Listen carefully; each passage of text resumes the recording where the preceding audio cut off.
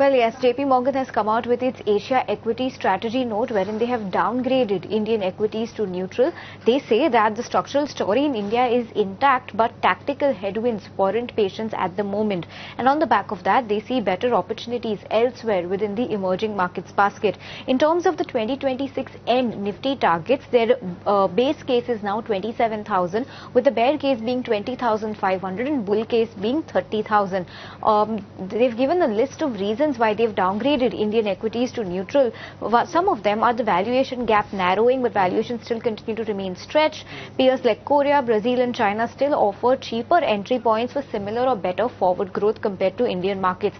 Energy supply disruptions are likely to pressure earnings through multiple channels going ahead, and dilution via new share issuance has been a major drag on Indian equities of late, they say, and this looks to remain so for the rest of the year as well. They've cut FY27 estimates by 2 to 10% across key sectors. They've also quoted record FII selling exodus as one of the reasons why they've downgraded Indian equities to neutral. India has limited next-gen tech exposure. India's large-cap index has very minimal exposure to themes like AI, data center, semiconductor, compared to US, Korea, China as well as Taiwan. They've also flagged off the monsoon risk. Remember, IMD has said that 2026 is going to be an El Nino year with just 92% of the LPA monsoon, that's the long-term average monsoon, threatening rural incomes and food inflation. So while that's on India, and these are all of the reasons why they have downgraded Indian equities to neutral, their overall Asia view for Korea, Taiwan, China, energy, materials, tech, all of these countries as well as themes have been upgraded to an overweight. They continue to remain overweight on financials.